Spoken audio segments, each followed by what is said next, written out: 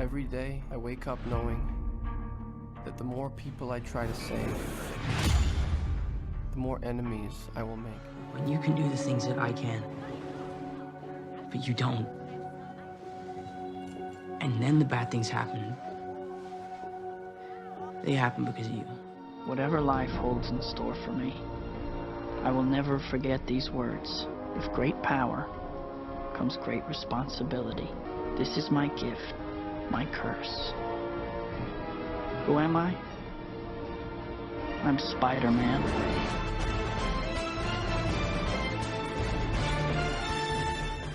Welcome, Marvel fans, to episode 18 of Marvelcast, a Marvel Cinematic Universe podcast by fans for fans.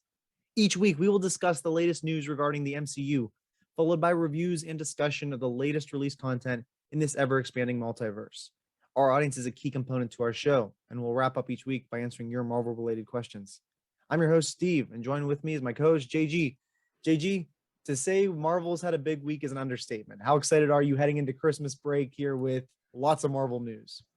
It's wonderful because it is great. We're gonna be all hopefully with family safely and everything, and just being able to now just breathe. Like we've had a massive amount of content this week, with Spider-Man and the ending of Hawkeye. We did it. We're past it now. It's hard to think about because there's been so much hype for it, but we're on the other side. We've had new content, with the TV shows and the movies almost weekly throughout 2021. And here we are. This is the first time I kind of feel like a little bit of a void where Hawkeye ended today on December 22nd. And we know that Doctor Strange is May 6th, and we know we'll probably get at least one or two TV shows between now and May, but we don't have a release date. We don't even have a time frame. Again, we're thinking probably Moon Knight potentially, based on how that sizzle reel went and based on Moon Knight merchandise starting to leak. And if that's the case, again, maybe that WandaVision time frame ended January or February, but it's weird. But also it's a nice chance, like you said, to take a breath, to look back on all the things that came out this year. So that's a nice segue. I'm going to let JG talk. This is his amazing project he's been working on, and I got to give him so much credit. I did like one tiny little category, and JG spent hours doing the rest for this awesome template that we'll use year after year. JG, when this podcast drops, hopefully our fans will be able to log on. Can you talk to them about the 2021 Marvel Casties? Yes. So I recently have become a huge award fan. I love Oscar season. It really is a good time, even Emmys and such. And so I love it when podcasts have done awards for I know one of my favorite podcasts, Utini, which is a Star Wars book one. They do the Utinis and they celebrate Star Wars books of the year and such. And I was just thinking man, we have to look back at this year of Marvel, this incredible, rich year of diverse stories, diverse characters. We have to celebrate it. We have to give awards out. We have to talk about what our favorites are. And so that's where the Marvelcasties is. And so at some point when you're listening to this on Thursday or after, you should be able to cast your vote. We'll be sharing it on social media all out the place. There'll be a link in the bio of this as well. It'll be a Google Doc form. You'll be able to fill it out. You can only fill it out once. Just to keep you at ease a little bit, we aren't collecting any information other than your answers. So your email, your name, all that stuff is absolutely private. So if you have a hot take, please, we want to hear about it. But yeah, I am really excited for this. I know we've been really talked about this. I've been messaging, Steven a lot. This has been a crazy year, Steven. There's a lot of characters that fit hero, villain, and everything else in between. What are your just thoughts before we move on in the show about the Marvelcasties? Yeah, I really love when you guys open your ballot, hopefully tomorrow or the next day over break, whenever you get a chance. And please do us a favor and share it with anyone. Just take that link and please share it with anyone that you think has seen at least one Marvel property this year.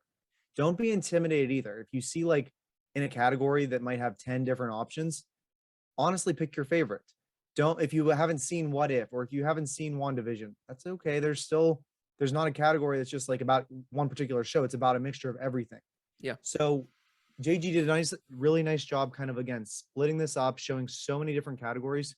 Do you care if I run through some of the categories? Yeah, go for it. Yeah, I want to talk about this. Get it out. So again, when you open up your ballot, I'm not going to read all the options for you, but start thinking, and you should already be able to start thinking oh, does my possible option show up on the ballot? Because if not, you can type in your own answer. But best film, we had a couple of films this year: Black Widow, Shang-Chi, Venom, Let There Be Carnage, Eternals, Spider-Man No Way Home.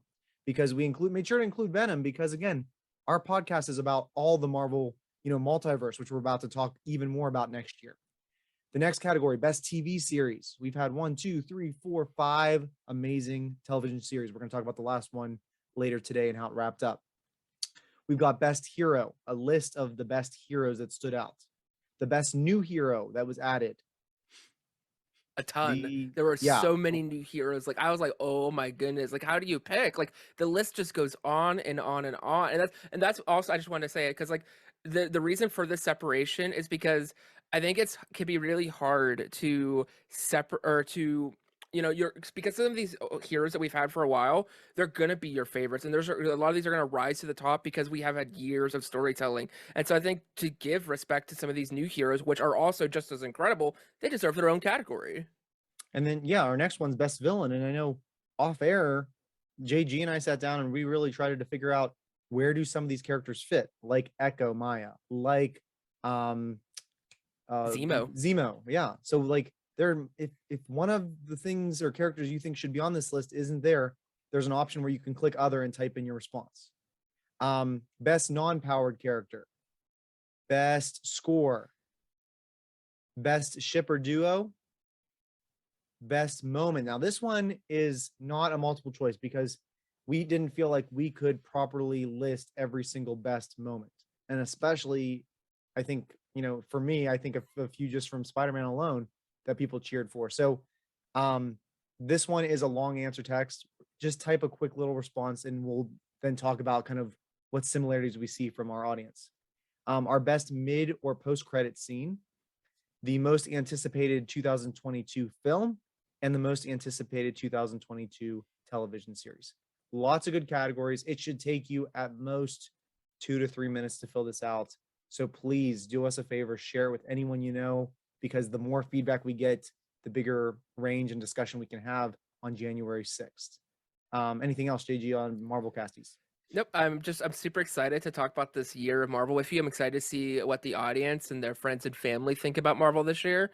With such, like I said, with diverse stories, I really expect quite a few diverse answers. I do think I have a feeling there's going to be something that might take a lot of awards, but I think overall we're going to see a wide range. Yeah, and I think too, I don't know if you already mentioned this, I apologize. No. JG and I are both going to have our own answers and we're not going to share with each other. We're not even voting on the ballot as much as I want to click and vote. But I'm going to make my list. He's going to make his. And maybe there's a chance we might even do a video version of our podcast on January 6th for our audience. So that'll be coming up here after we finish our month of Spider-Man, which we're still in this week and next week. This is a beautiful month where we've had multiple weeks to dive into Spider-Man. So if it's okay with you, JG, let's jump into our news. Let's hop in. I only picked out 3 stories this week because as I did some research on our different news stories that have happened and broke over the last week, a lot of them are discussions that I would consider kind of spoiler filled. And again, I'm going to assume that most of you listening to this have seen Spider-Man No Way Home and have seen Hawkeye.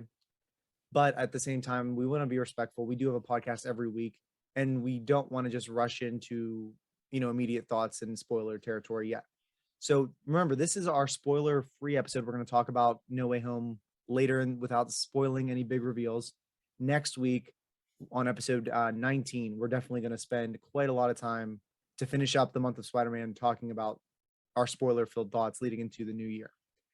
All right, so our first news story today.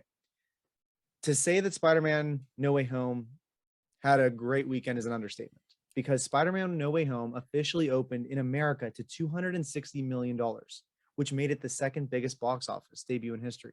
So this article comes from Variety.com. And, when JG and I were following this all weekend, I think he and I both really enjoyed the box office. And throughout the weekend, the estimates kept going up and up and up.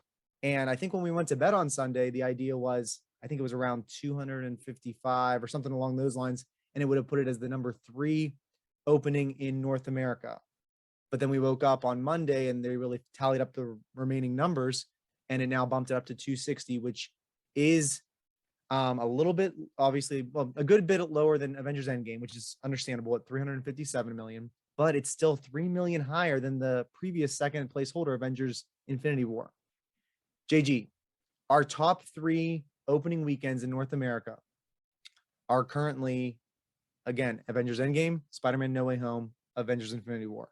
How shocked were you? And also, how glad are you to see this take such a high ranking in overall box office?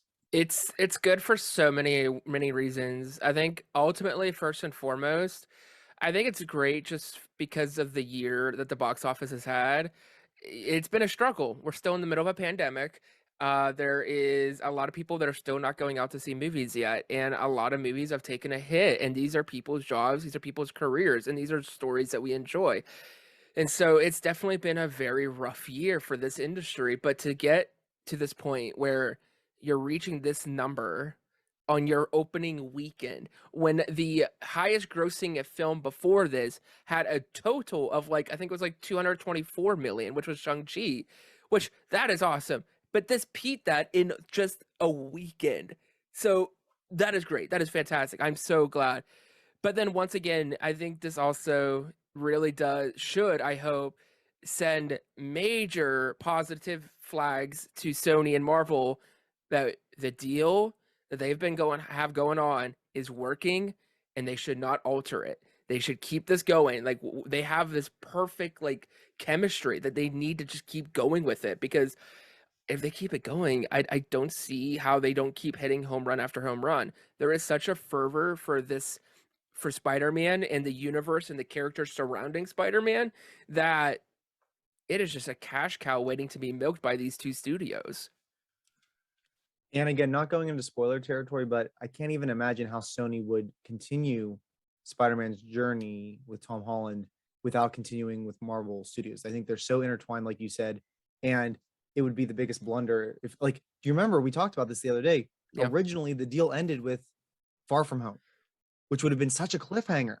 And hypothetically, in some bizarre situation where Sony and Marvel don't re-up it, I felt like I got so much closure on this trilogy. It was a perfect trilogy, and I'm speaking ahead before we get to our discussion later. But I mean, it would be awful if we never got another continuation or Spider-Man 4 or whatever. But you know, if it was, wow. I mean, it was such a good ending. But anyhow, yeah, such a big opening weekend. It is definitely going to continue to hopefully provide more in the Sony Spider-Verse, because I think this is going to give Sony, if they can make movies that can connect to the MCU, to the other Sony movies that are out there, and with that Marvel branding with Sony, I mean, I feel like they are going to just hit the ground running, and hopefully they see movies that are on this level of quality as well. But I think, here's the thing. We know that the movies that Sony puts out that have Marvel Studios involvement, like the 3 Spider-Man films, are very different quality than Sony's own films like Venom. And again, hopefully Morbius will learn from some things too. But that number, I was so excited to see it kind of keep going up all weekend. Yeah. Did you hear about the Monday sales? I heard that they were the biggest Mondays in however long, or yeah, it's number 3. It came in with the 3rd best Monday ever with 37 million, and which means it actually beat Infinity War and Endgame, because the number 1 Monday and number 2 is respectfully Black Panther with 40.15 million, and The Force Awakens at 40.1.2 million. So it beat Infinity War and Endgame numbers. I'll be interested to, now we're heading into our second weekend, and now it's a holiday weekend where people are off of work. Yep. I can foresee that it's going to make a lot more money. There are like 6 or 7 other films that are coming out as of today, Wednesday the 22nd, and into this weekend. But I could see them taking away some money from Spider-Man, but I still would not be surprised if Spider-Man took the weekend again. Because I think word of mouth, people going out and seeing it again, like I know a lot of people that have seen it twice. I have not been able to see it twice yet, but I know a lot of people that have gone out time and time again to see it. And these other movies, they're going to be a little distraction, but it's still going to have a really strong second weekend, I think. I think the audience who is going to see Spider-Man either for the first time or the second or third time are going to go see it. Like these films Looking at what they were, I don't have them on the top of my head right now, but they're not going to take away, because the majority of the people that are going to see the Spider-Man movie and even the rest of the Marvel movies and why they've been so successful are the younger generation. A lot of this older generations are still sticking back, and that's just statistically. That's not me just speaking out of the air. So I don't see.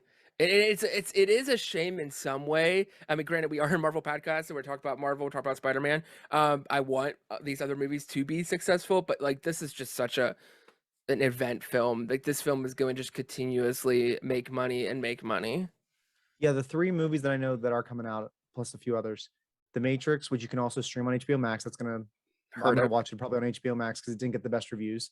The Kingsman, which is a prequel to the Kingsmen films. Again, one that also didn't get the best reviews. And then Yep. Sing 2 has a very different audience for kids. So let me ask you too. I mean, we're making in America $260 million. What would that number make a prediction without a pandemic? Because I can't even imagine it being bigger than that as for the huge as it was for a Spider-Man film, but everyone loves Spider-Man. I just hate to say it. Yep. Could I we think see bigger numbers? Yeah, I think without a pandemic, I think we break 300. I don't think we get close to that. I think we get closer to the end game, but I don't think we get like close where we're actually putting a fight. I think we're breaking like I think we're gonna. I would personally say 305, 310, because Yeah. then all those young people who are going, the people that they couldn't convince to come, who would maybe normally would come, add like another ticket or two per person. Like that's gonna add up to eventually get to the close to that 300 mark. Yeah, I agree with you there. Did you had assigned seats at your theater, right? Yes. So we did not, and we got Oof. there.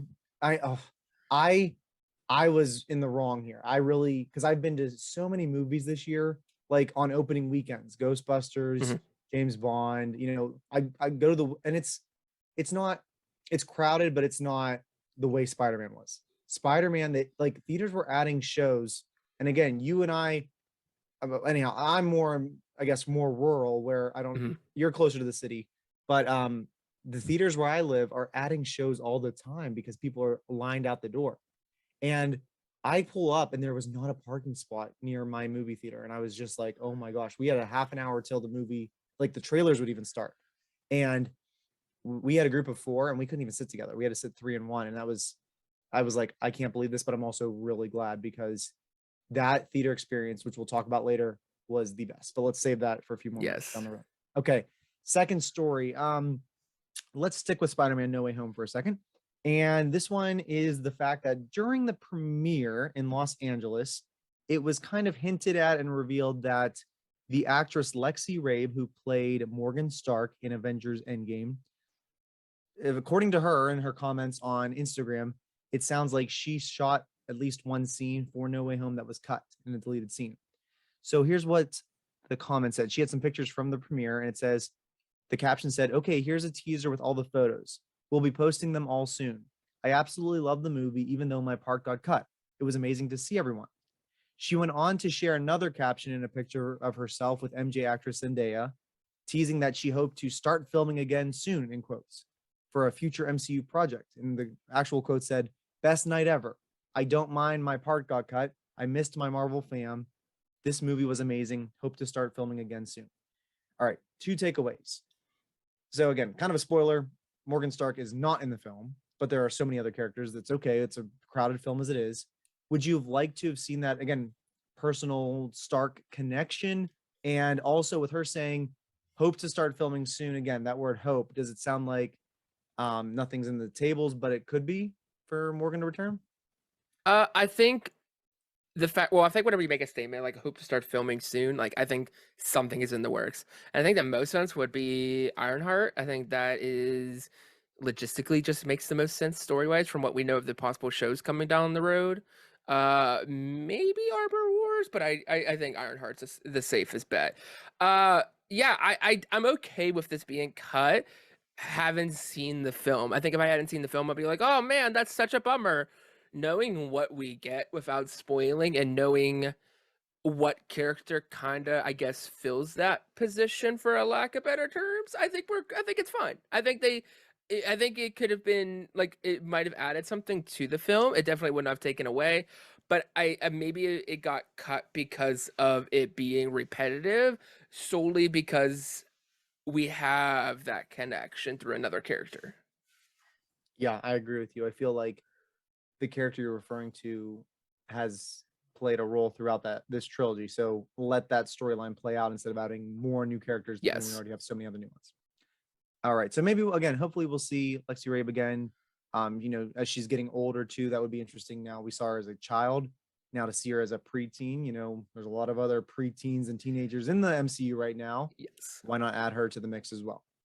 All right. Our third and final story for today kind of deals with Hawkeye. I don't think it's too spoilery, but basically Haley Steinfeld, who plays Kate Bishop, was kind of asked about maybe either is this something leading into like her role in an Avengers film later on or Young Avengers. And after the Hawkeye finale, and here's what she said in her quote. She, I think, is forced into reality of what it means to be a superhero. It's not all jumping from buildings and making people smile. There's, as she says, collateral damage that can go along with it. I don't want to spoil it because we're going to get to that in a few minutes, but definitely this character went through such an arc throughout this season where we see her in the first episode, and it's only over the course of 5 or 6 days, right? Yeah. So she's really developed as a character, and she's learned so much from Clint that I can guarantee that when we see her again, whatever film or TV show that's going to be, she's going to be the fully formed version of her character with still blemishes. She still is going to be growing. She's a teenager. No, she's not. Excuse me. She's 22. Yeah. So she's a young adult, but she's still learning, just like you and I. We make mistakes, and I really can't wait to see her again. But I'm also glad we kind of got some of those road bumps and hiccups out of the way, and now she is realizing, you don't just dress up in tights and go and save the world with a costume on, but there's so much more to it. Yeah. And even personal stakes that we're going to talk about. Yeah. What do you think about this quote? Like, do you think whenever we see her again, are we going to see a more mature version of Kate that's going to be less likely to jump right into the action? Or thinking about her actions, what do you think about her next appearance? Yeah, without spoiling before our discussion of the finale, I definitely do think, she's gonna come out of this season seasoned, and whatever the next role will be, more than likely leading somewhere into the Young Avengers. It makes sense, and that I actually could see her almost being one of the more mature of the group. Really haven't gone through what she goes through in this finale again, which we'll talk about. And having the mentor that she has, she really does. The character is just drastically different, and she does realize this by the time the credits roll, and so it's gonna be exciting to see where she shows up next and what that role will be. Definitely, the future is very bright for Kate Bishop. It is. So that's going to wrap up our news for this week. Again, hopefully next week we'll have even more where we're probably, I would safe to say we could jump into more spoiler territory in our news even next week at that point. All right, let's talk into reviews. Hawkeye episode 6. The season finale is called So This Is Christmas, a perfect title as we head right into Christmas. JG, you got up early this morning too. You watched it. Tell me your thoughts and reactions to this season, possibly series finale. It's not really quite sure, but either way, Hawkeye is done. What do you think about it? Yeah, I actually dug the finale. We're gonna talk spoilers here. More than likely you've seen this already. But I really think that this show had the best finale out of any of the other shows. I don't think it's my favorite show, but I think this finale really tied the story up with a bow, for like a pun. I think that they had a cohesive story from start to finish, and I think, despite what I've seen online, I think that it knew its tone, it knew the story that it was going to tell, and it told that story, and it finished it, I think, perfectly, and I think it sets up things to come. But the main story, and this is what I've said throughout this whole show, is that we just need to know, we need two things. We need to know, does he get home for Christmas, and the official passing of the bow and the mantle of Hawkeye to Kate. And both of those things were resolved. And in my opinion, that's what the show needed to do. Yeah. I mean, it's very similar in the fact with Falcon and Winter Soldier. We need to get Sam Wilson to accept the shield and to accept his role. So that way, the next time we can see him on the big screen, he's already Captain America. We don't have to spend that backstory. So you've now introduced Kate Bishop, who is going to be a key player in the MCU going forward. You haven't, I mean, let's spoilers. Clint Barton's not dead. He's happily with I his was family. wrong. And I'm glad you are, because Yeah. I want to see more of him. I think this was really his, moment to shine. I think if we do get a Hawkeye season 2, it's going to be Kate Bishop's show. Mhm. I think Clint could still pop up and assist, but not to the level that he was in this one. I think this was really kind of a send off. I mean, he got closure with Yelena. He got some closure with his family and some reveals that we'll talk about too. I mean, I just feel like these shows, when they're self-contained to only a couple episodes and they act like one long movie because they lead right into each episode into the next, and you have the same vision because you've got the same showrunners. I mean, it's just so well done. Like, and I know I hate to say it, like most of the products that Disney Plus is putting out, I know you and I are excited for Book of Boba Fett next week. Like these shows that have a singular story and a mission and they don't deviate too many filler episodes, like it's just so well done. And Yeah. I've loved every show this year. It wasn't my favorite either. But it did stick the landing. I was satisfied. Can we just talk real quick too? Because how cool would it have been? I know between last week and this week, we haven't talked about it, but on the air, nope, don't want to spoil it. Never mind. There would have been a really cool way Yeah. to bring in A Spider-Man character. into this, a character into this, and spoiler, it didn't happen in the way that we would have liked it to, but there would have been such potential, and it almost seemed like it was synergy. And even Just with small. Haley Steinfeld comments, it could have been a cool post-credit scene, and I really thought we were going to get that, and then we got Something yeah. else. Well, yeah, I don't even know where to begin, which order to go in, but yeah. I think realistically it makes sense that I think realistically from production and everything else, it makes sense that he wasn't there. There was just a lot of little teases and hints that it could make sense. And if you haven't seen Spider-Man, once you see it, it'll make sense. I want to bring up something because you had mentioned about episode length. I had seen before this episode and even now after this episode that people were talking like, oh, Hawkeye needed to be like 8 episodes or even 10 episodes. And I will admit that probably around episode 4 or 5, being the fact that we had so many unanswered questions, I was like, maybe this needs to be another season or another couple episodes. When this is now over, I disagree with those people that this needs to be longer. I think that all the stories that the questions that this show was addressing wrapped it up. Whether you thought they were satisfactory or not, they are answered. They are closed. The questions that aren't answered are going to be answered. They are not for this show. As we'll talk about Echo's story, in my opinion, when we last see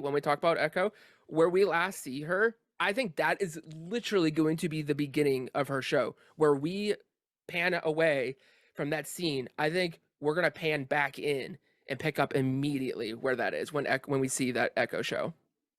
I hope so, because we didn't get to see Echo in that action. Like, again, yeah. Let's go into. Let's talk about the big guy.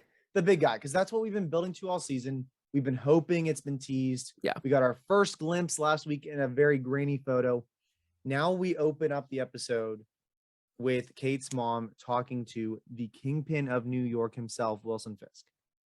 So obviously, you must be glad that you did see Daredevil before this. Yes, I'm very glad, just so I know the actor and I'm familiar with his mannerisms and the character and how he portrayed it.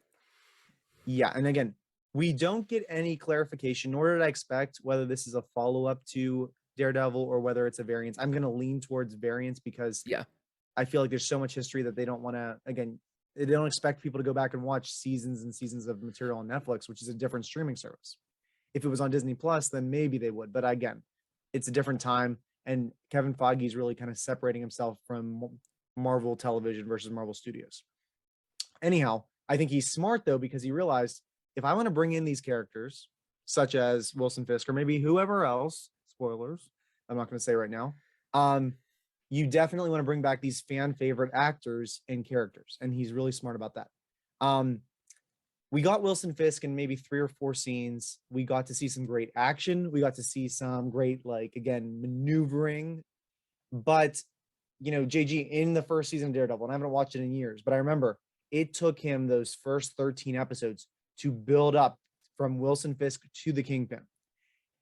Do you think, after just rewatching it, which did a better job? Would you, the Daredevil version where we have 13 hours to build up his character and really get to know him, or just these 4 or 5 scenes as this introduction? Like, which did a better job introducing Kingpin to MCU? Oh, hands down Daredevil. Like, that's not even not even a debate. So were you disappointed? Because I have to admit, like, as excited as I was to see him, Mhm. a little disappointed just because for fans that didn't watch Daredevil, they didn't get the same build up that we got, Yeah. and it was so worth it at the end of Daredevil. Were you Mhm. disappointed, or are you more excited that he's back and we're gonna get more stories with him? Yeah, so I fortunately, and not to boast, but I have this gift where I'm able to like separate stories, and especially it comes really in handy with Marvel now. And so I'm able to separate it and just be like, okay, this is different. This is a different tale in how we're telling this story. I do think so far from what we've seen, I think Daredevil has done a way better, like introducing the character. However, I do think a lot of the mannerisms is still there. From what I've seen, I've only seen season one. I know his story continues beyond. I do see some of the ferocity, the chillness in the voice. It's there, and so I trust Kevin Feige and his creative team to tell that story. And maybe once we've seen more content from Kingpin, maybe it's gonna enrich this experience more. Because I definitely do think we're gonna get that story of how he rose to become that character.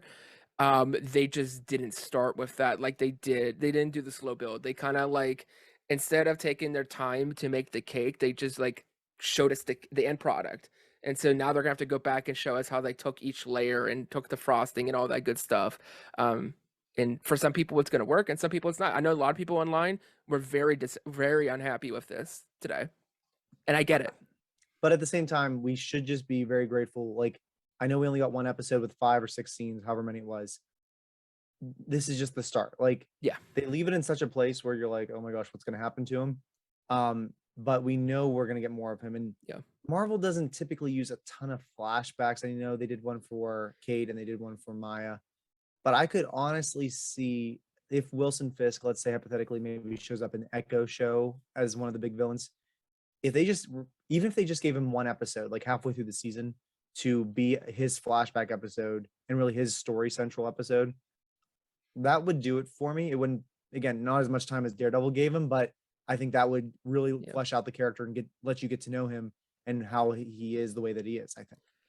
So, Yeah, go ahead. what was your thoughts now, continuing with the Kingpin discussion and moving along in the episode, Mhm. focusing on Kingpin?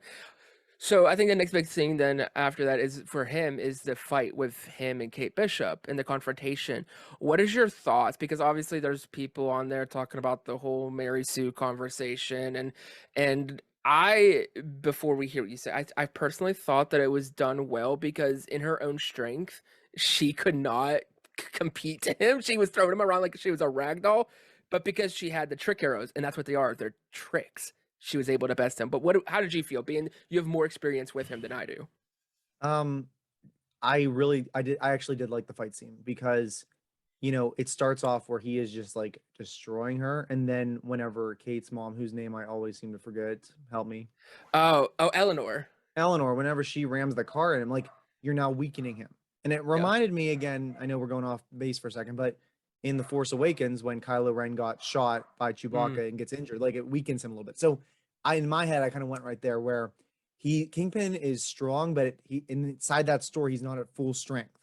Now, Kate Bishop, who from the very first episode we've seen is super talented, super strong, yeah. has so many talents because she spent 10 years Train. building them and she's trained and she's so like, this is not a kid off the street that's picking up a bow and arrow for the first time. Yeah. She is so strong. And like the fact that she spent the past couple days really working with Clint and learning from him and then building these trick arrows with him, knowing how they work, learning and using them hopefully more in the future. She used what she had to her advantage. Even when he breaks the trick arrows, she knows how to still use the trick part of the arrow. So I thought the fight was well done. I thought, I again, I make the problem of comparing. I compared it to Daredevil versus Kingpin at the end of Daredevil season 1. And I haven't seen that scene in a very long time, which it was an exciting scene, but it's the two of them fighting in an alleyway. Whereas this was a little bit more dynamic. They, I think, talked a little bit more at each other, which was kind of interesting too. Yeah. And I think it gave us a chance to get to know him a little bit better. I was I was worried going into the episode he was only going to be behind the desk and not in front and doing the action. So I was glad to see that. What about you? The big thing I want to mention, because I agree with everything you said, that whenever Eleanor rams him with the car, that scared me. That is like one of the most violent, visceral things I think we've seen them do in a Marvel show. Like that was very jarring, and it works, and it's part of the story. I'm not opposed to it. I was just very taken back. I was like, oh, they went, and they like don't even like zoom away or anything. You're up and personal, and you are seeing him get hit and get flung. I was like, oh, this is violent. I was like, maybe they're setting us up for Moon Knight, which is supposed to be the most violent one that we're seeing. And he is such a big guy. Like when Kate shot him with the arrow and he doesn't even react. Like he's not, I can't remember if he wears bulletproof, but like even with the car hitting him, he is so big and strong. Like that's just part of his character, right? Yeah. And I could be wrong. I know we didn't get like, if you've seen Spider-Man Into the Spider-Verse audience, you know, he's designed to be much bigger in the comics and in that movie.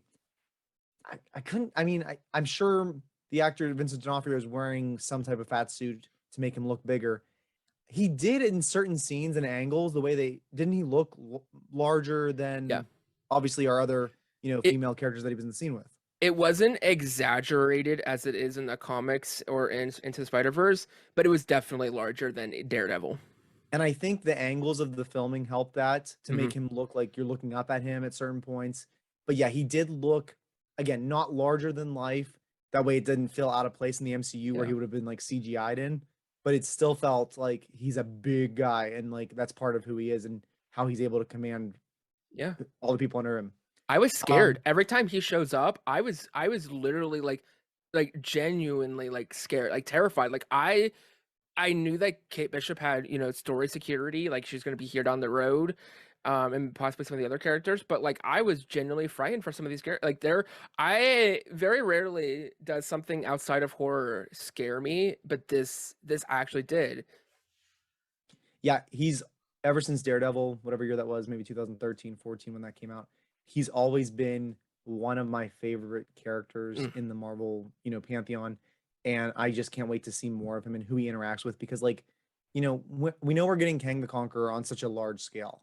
We know that we have, other big villains coming our way, but Kingpin works so well as like running New York City, where the Avengers are hosted out of and where all these other characters are hosted out of. So I can't wait to see more of him, like as this villain that scares the crap out of you. And like, could you just imagine him teaming up with other villains? Oh, I can't even.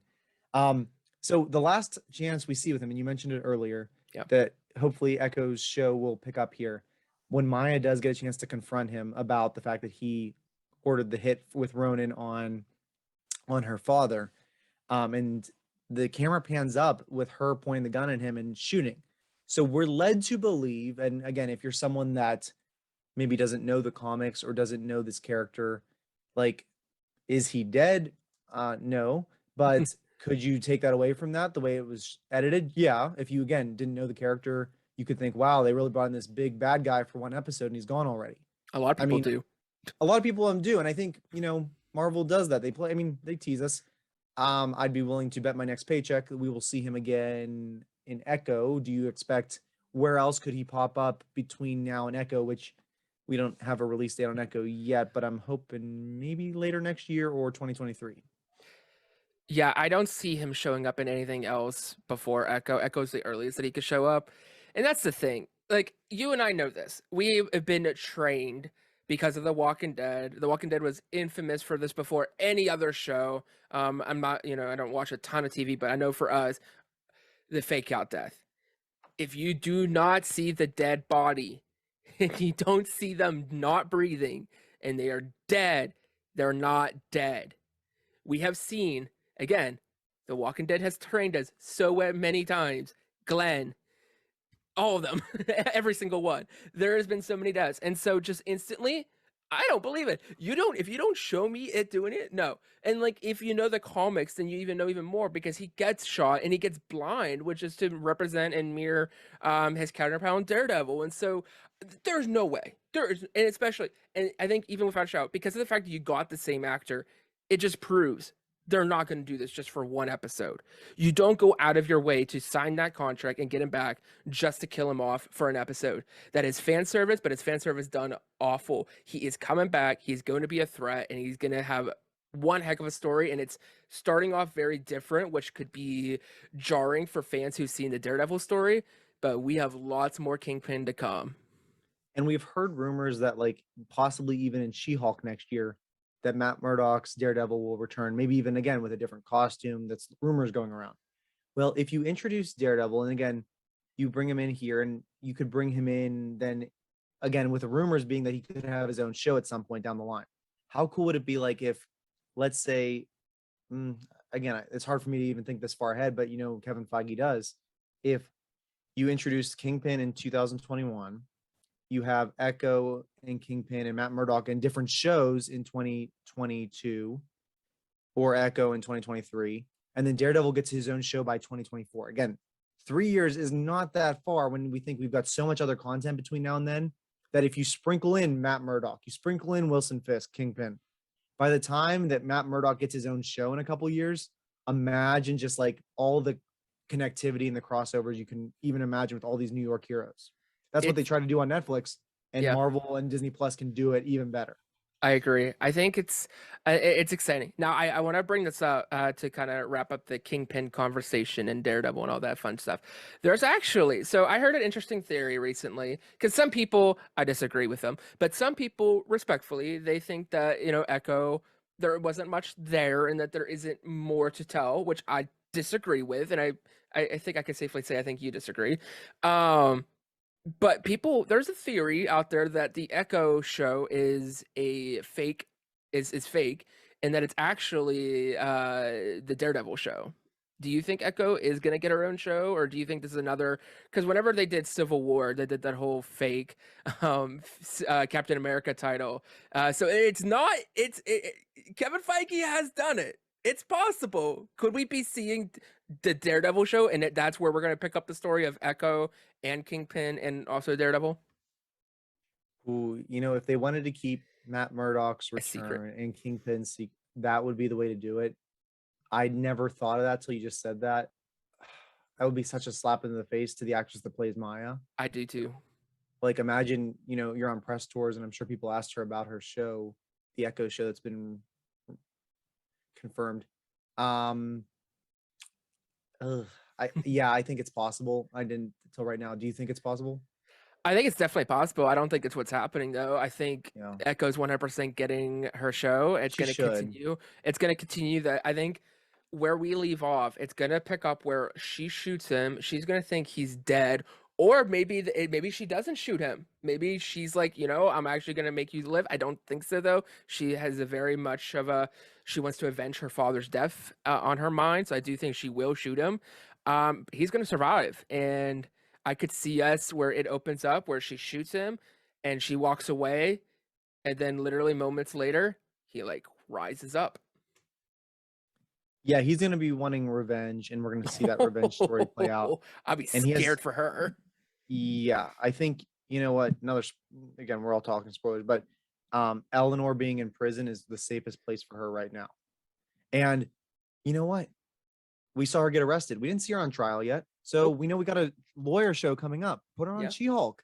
You know, Yeah. connect these shows as much as you can. Although I can't remember if She-Hulk's going to be on the East Coast or West Coast based on I that. don't know. That's a good question. I've heard both, so I don't know which one unless she moves over the course of the show. I don't know. Well, if they're gonna connect with Matt, then more than likely I would assume that it's got to safely be in New York. Yes. So I'm trying to think where I heard the rumor it was West Coast as well, but maybe that could be like the end of the show or something. I don't know. Mm, All right. What else do we want to talk about with this? What How about about Yelena?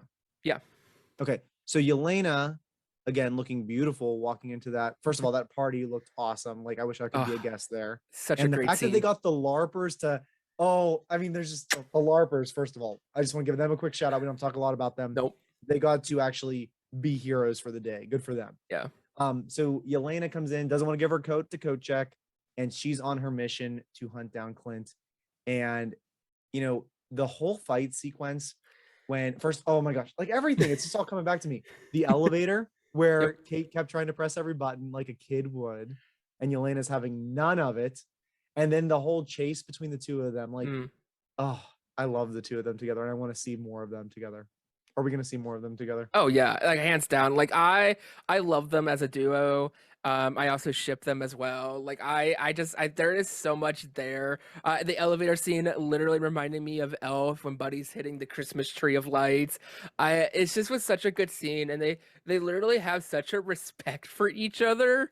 And literally Kate even said, "Stop making me love you." Like, oh my goodness, when these two ladies they just steal the thing. Even like just Elena herself, she just steals the show, and I think they did such a good job of executing all these separate threads and make them all come together.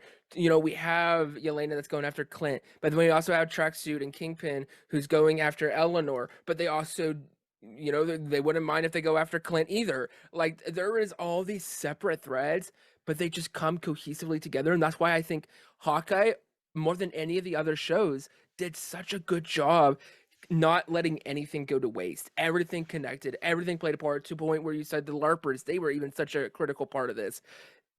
Incredible. And when Yelena finally gets to confront Clint, and she would have killed him Oh yeah.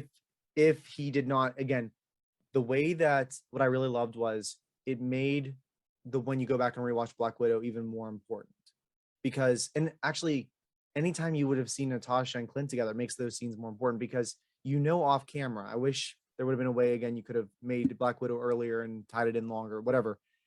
The fact that we know that Natasha, who's so secretive, but yet she loved Clint so much that she would talk about something as private as Yelena and their relationship and their background, like that's what froze Yelena in her tracks and stopped her from killing him. And now they have put aside their differences. She has the whole story now. She believes him. And Yelena, as an assassin, didn't commit her job, but Eleanor's in jail, so I guess it's okay. She's not going to be in trouble for that, and we know we're going to still see more of her. What did you think whenever you heard Clint whistling their famous whistle I from think Black Widow? it's just wonderful because it just gives more importance and credence to Black Widow, a movie that can easily be kind of forgotten. Not that it's a bad movie, but it's a movie that should have been made like 3 or 4 years ago. And so I'm glad that we got these threads. We got the introduction to like Yelena. We got now the whistle. Like some of these small little pieces that connect. It's why we love this. This is why we podcast about this and we obsess and share news articles with each other. Is the connectivity of it all. And I think that I'm so appreciative because a movie that I feel like a lot of fans kind of, not all, but a lot of fans kind of just like, oh, we saw Black Widow, not really have to think about it much more. It really adds value to that movie and it adds rewatchability to it because now, now that we've seen this, we can now go back and rewatch it and be like, oh my gosh, the whistle, like, oh my gosh, like there's just, I love that. I love that stuff. And it just works out really well. I won't lie. I really was concerned for Clint, like another strike or two and he's out, I really did. I was going into this episode really hoping he was going to survive, but I was very concerned because there'd just been a lot of hints and foreshadowing and things that made me a little uneasy, but I'm glad that they got the hug and they got to release a lot of the pain that they had felt over the loss of their sister, both of them. Like, she was a sister to Clint, basically. Yeah, they both lost her and they both were able to get some kind of peace to move on. What about the entire, the fact that even from the beginning of the episode, when Clint mentions to Kate that they're partners, like that Yeah. took him all season to say it, but you knew it was coming. And then seeing these two partners work so well together when Clint's stuck in the tree. And then when they finally get down on Rockefeller Center and the two of them using their trick arrows take out what looks like hundreds of members of the Tracksuit Mafia. Like there was so much great action and like so many cool trick arrows that they saved. Like it almost makes me wonder. I was watching it and thinking, every other time we saw Hawkeye, and I'd have to go back and rewatch them, I don't remember a whole lot of trick arrows. I know he had a couple little ones, but nothing as big or bright or colorful as these trick arrows. Yeah. And so I wish going back, they could have added a few more of those instead of saving them all for his show. But at the same time, if you're going to move the character forward, especially with Kate, let her be the one that really has the trick arrows going forward. Did you like that scene where they they just kind of found so many cool ways to take out the tracksuit mafia. I was shook because at a part, like, because I've been thinking about like, oh, how could a character possibly come in? Because like it was just getting like they were just nonstop coming, and I was like, oh my gosh, are they gonna get overwhelmed? Like, how are they gonna like resolve this? And they just kept going and kept going, and the music and the imagery, like it was a well choreographed, and they had their little Avenger back to back bows drawn moment. Oh, it was so good, so incredible.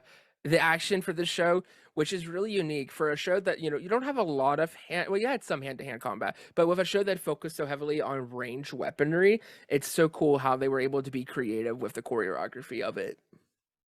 Yeah. Trying to think of other key moments. Jack, we got to talk about Jack. Oh yeah. He's basically a dumb hero. He's innocent. Did you add him yet to our Marvel casties? Oh no, we got to. We have to now, because again, all season they make him seem like he's up to no good and he's just the red herring. He's the one that we're supposed to keep an eye on instead of Eleanor, really. But yeah, he was such an interesting character too. Like, he just seems so fun, and like I want to see him. Like, I love the scene where he had the sword and like Yes. Clint and Kate are trying to figure out, like, is this a way to prove that he did not kill Armand? And then with his whatever relative, the little boy, like the fact that that whole conversation was hilarious. I love Jack. Yes, I was so glad, because I was like, I could have gone either way. I just wanted them to execute it well, and I think they did. Like, because of the fact that like he is competent and he is the swordsman, and he's able to fight. He's not just a dumb idiot who's just pointless, like just a waste of time and space. Like, no, there is some depth here. He got blindsided by his fiance, yes, but he's got skill and he's got competence, and I do not think that this is the end of Jack, and I'm very excited for him. Yeah, he could pop up in a variety of places. But yeah. his sense of humor, I think now that we know that he is not a bad guy, I think the next time we see him, they can go really all out with him. We talked about Eleanor, but I kind of want to talk a little bit more about like maybe where her character could go, because I don't think she's done either. I was actually very surprised that majority of the characters survived this, besides a bunch of the tracksuit that had to get killed off for the story purpose. I was surprised that kind of she did survive, but I'm kind of glad, because there was the talk about her being Madame Mask, I think it is, or Lady Mask, or she's a villain in the comics apparently, and she fits that role perfectly. So I'm kind of glad that she's still alive, because she can still play that part. She's in jail. Like, bad guys break out of jail all the time. I always think of Madame Mask. I know her not really from the comics, but I know her from Agent Carter, and then also from the Villainous board game that I play. And she's more of like an assassin. So I don't always get that vibe from Eleanor, but this could be like Madame Mask's origin story, and we could get to that point going forward. Like, there's so much potential, because could you even imagine, like, let's say Hawkeye gets renewed for like 2 or a 3rd season. What if we keep seeing Eleanor build up to this, like, again, assassin who works for hire, and it's Kate versus her mother? Like, I think that's definitely a storyline we could see at some point down the line. I agree with you. She's not going to stay in prison forever, but it would be cool if she does pop up in She-Hulk, hypothetically, and then by the time if we get to see Kate outside, whether it's another Hawkeye miniseries or whatever, I think there's potential we could see more of, and I do want to see more of Eleanor, because she's interesting. She was gonna start out to be I was like, oh my gosh, she's gonna be a hero. They're not gonna go down the evil path. But the minute that Kate has her arrested, any hope of light or good in her is gone, in my opinion. Like, that completely crushed all that. And that's not Kate's fault. Kate is doing the right thing. This woman should be arrested. She murdered someone and did all this other crazy criminal stuff. But I do, there is going to be her heart is a very hardened heart, and I think this is gonna harden it even more, and she could become a big threat, and she could become a big street villain. She could become someone very infamous, and they could even do the whole, like, there's like a mysterious, like, some sort of, like, there's things that are happening such, and it's like little, like, breadcrumbs that lead to her, and we find out, like, oh my gosh, it's actually her, and she's running things now. I think it'd be so interesting. And the actress, she's such a great actress. Like, I want to see more. And you heard whenever she was getting arrested, Kate told her, "I love you," and then Eleanor did not say anything back to her own daughter. And I mean, that'd be hard to say back to. Do heroes arrest their mother on Christmas Day? And the answer is yes, because if you're a hero, you got to do what's great for the greater good, not just for your own personal good, or you're not the hero. Clint gets to go home, and the way that they edited it was perfect, because you see Clint driving in the car, and he gets out, and then the next thing you hear is another door open, and Kate was also there, which was really sweet, because she would have been all by herself for Christmas otherwise, and they have become, in a very short amount of time, a found family. She's become part of their group. So, Kate is now with Hawkeye and his family. I don't know if she's living there or she's visiting for Christmas. They don't really clear it up, but she's there, and she's going to still probably be training with him and learning from him. They destroy the Ronin costume together. But the big reveal that, again, I was excited to see was whenever, way back in the first episode, when the Tracksuit Mafia broke into that auction, one of the items that they might have been looking for was the watch that then we find out has a shield logo on the back with the number 19. In the comic books, Hawkeye is married to Bobby Morse, also known as Mockingbird, who also was originally Shield Agent 19. So is that enough confirmation to you that Laura was a Mockingbird at one point? 100%. And do you think, because Linda Cardellini is still active and young enough that she could suit up again with her husband and they could become Mockingbird and Hawkeye again, right? Because Hawkeye is not retired as much as we thought he was going to be. She's coming back. 100%. I will say this. Maybe she's not 100% coming back, but they do this to have that option to have her come back if they want to, if it serves the story, if the actress wants to, which I would believe that she would. I think, maybe she's a surprise in Secret Invasion. I think that would be a perfect entry point for her to really start to like come out of retirement. So with the scale and scope of whatever that story is going to end up being, connection, obviously, I would imagine to Fury in some degree.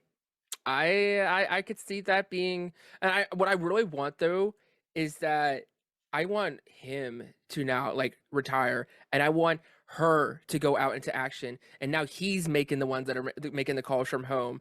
And like I want her to have her spotlight, because now they've teased this story. They have now set this possibility up that it's time for her to shine. Like out of nowhere, we have this possibility. Let's run with this.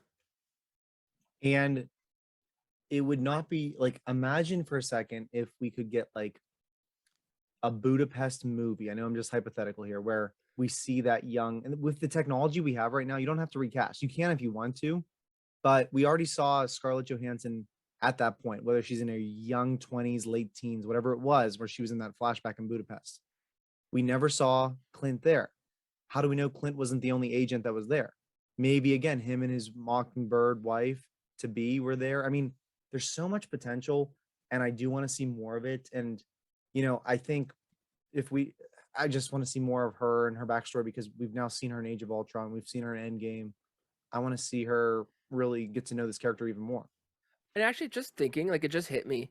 Like we're 100% going to see this more, because, and I don't even know why I didn't even think about it until now. They are purposely, the Tracksuit Mafia, they go into that auction to look for that watch. We don't know why they're looking for that watch.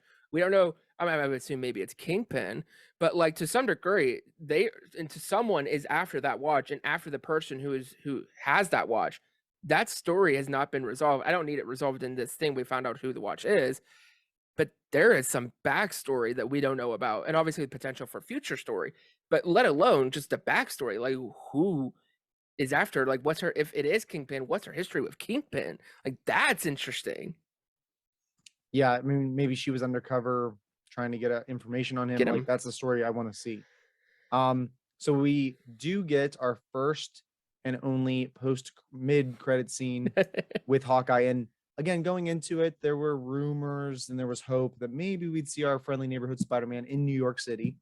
But we did not.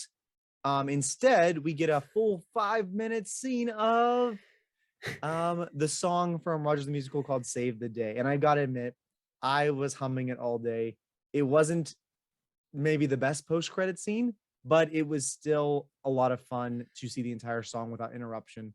Were you enjoying the song? Would you have wanted something different if you were making Hawkeye? What are your thoughts?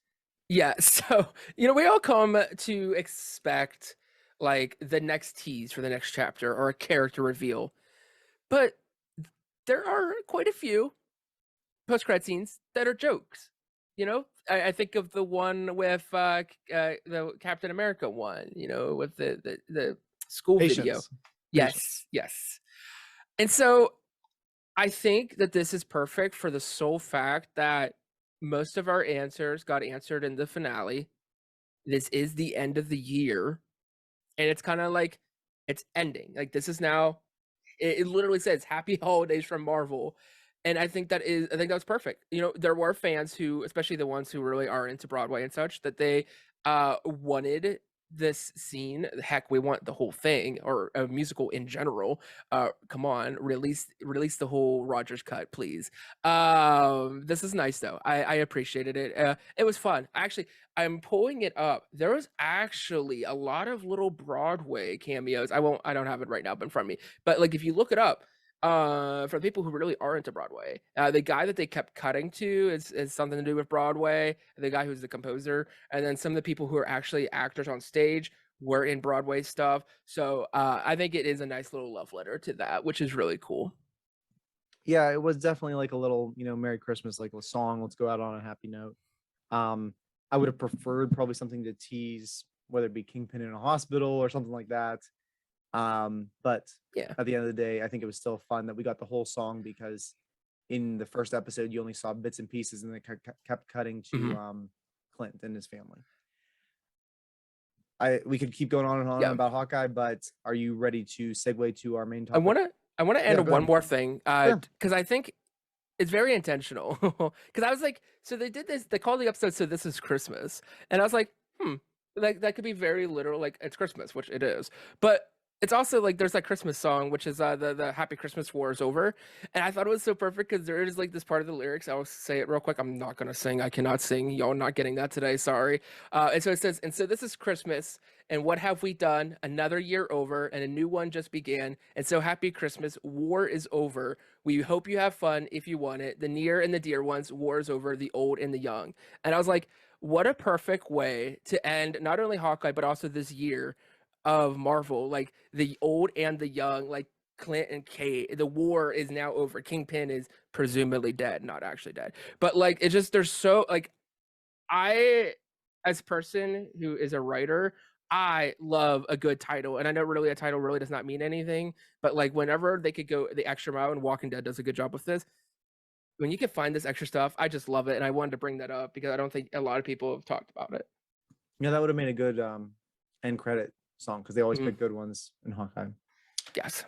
So hopefully, I have a hard time going back and forth whether it's a series finale or a season finale. We didn't really get a lot of clarification.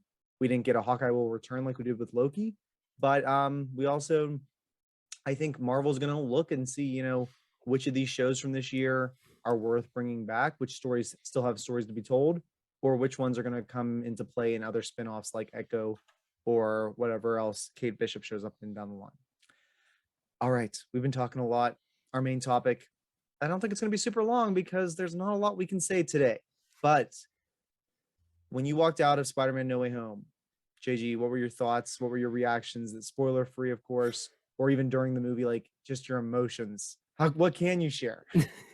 I Not was much. I can share this because I think this is a good this is a good thing to bring up. I was extremely drained, like emotionally, and that's not a negative. I felt a lot of emotion just from watching the actual movie to also experiencing it with the audience. It was the loudest movie theater experience I've ever had. I've been to each of the Disney Star Wars movies.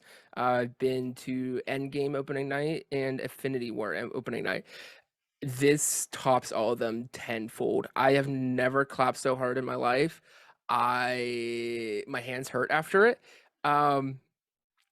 It's a blur to me now, but in that moment, my gosh, I remember going to bed that night just so drained. Like the energy had been sucked out of me. Like I was so happy, yet at the same time I was like, "Oh my gosh." I felt like I hit a brick wall.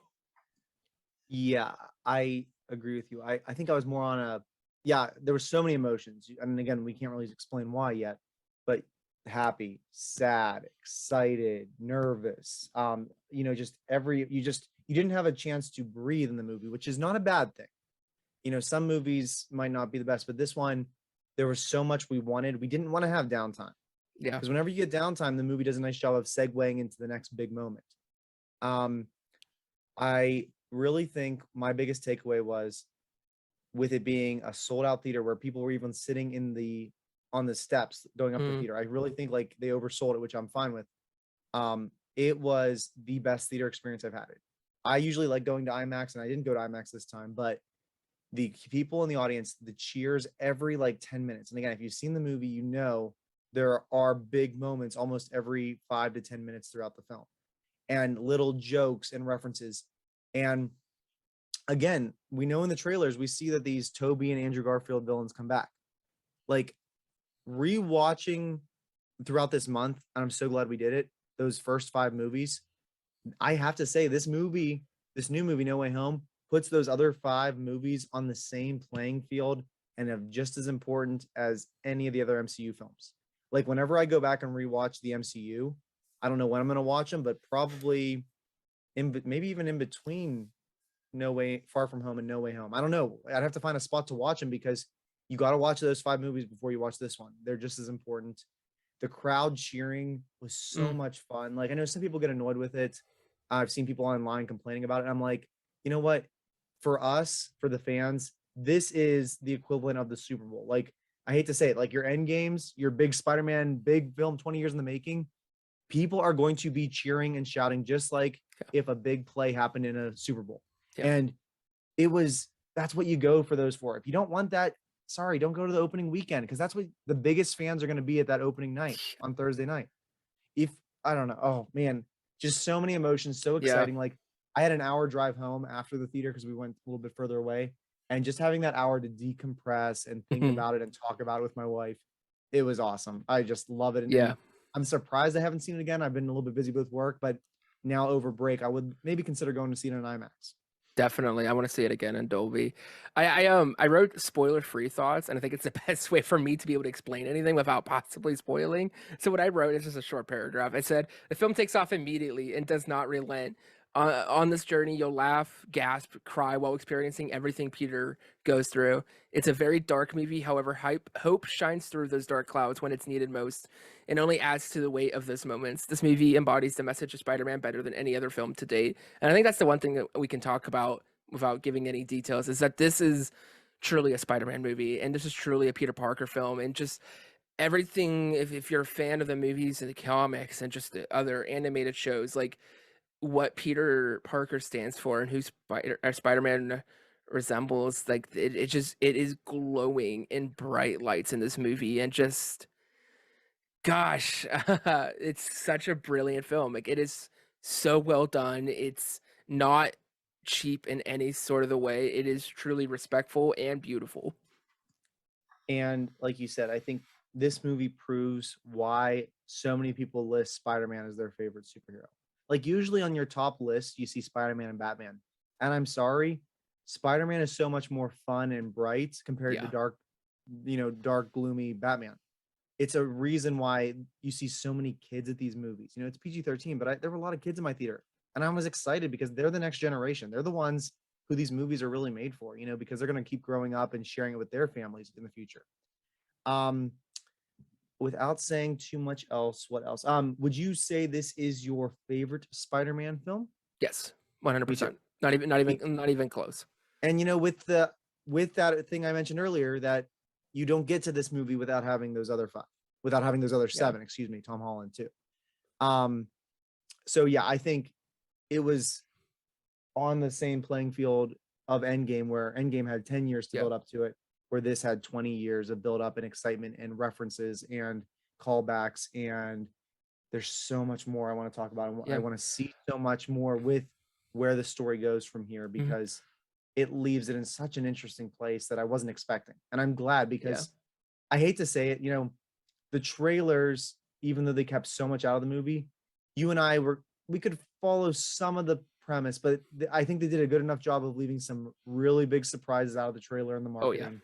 And especially with the ending, like, you and I both talked about our theories for the ending, and it didn't go the way that either of us had really thought.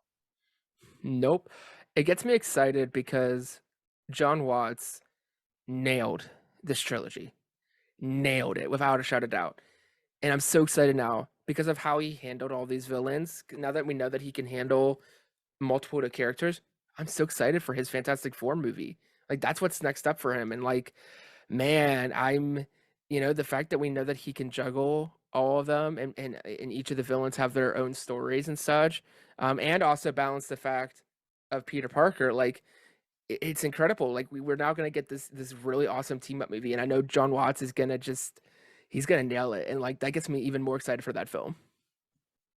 Do you think, as much as I love John Watson, I mean, this trilogy will go down as one of the best because especially how they hit the landing at the end.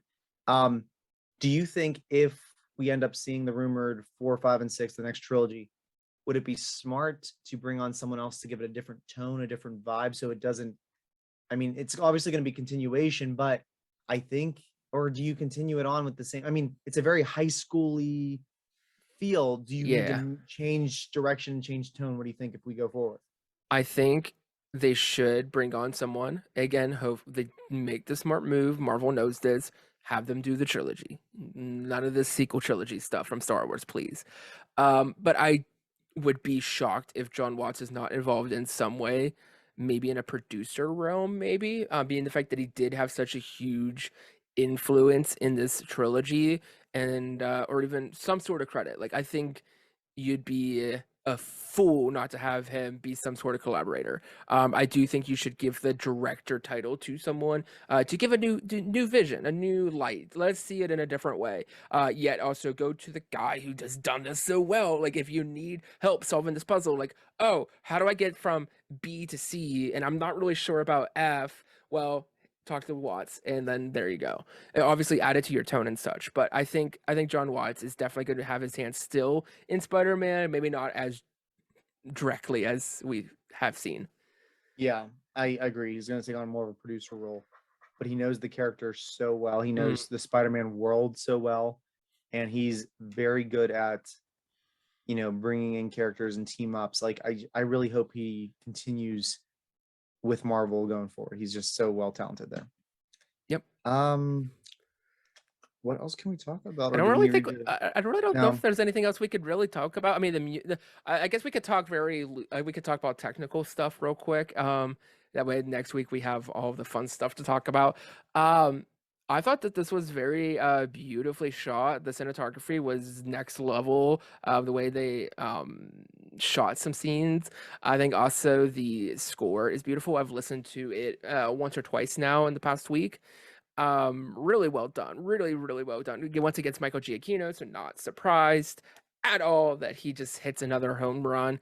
I saw that it made a short list for visual effects, which I was kind of surprised but excited for. Yeah, I definitely think it deserved that. I mean, it looked very good. It looked, you felt everything, you believed it. There was no like uncanny valley. I mean, you've got Doctor Strange who was in the trailer, you're seeing his different spells, powers, dimensions. Like you're seeing a lot of cool stuff. And it looked really good.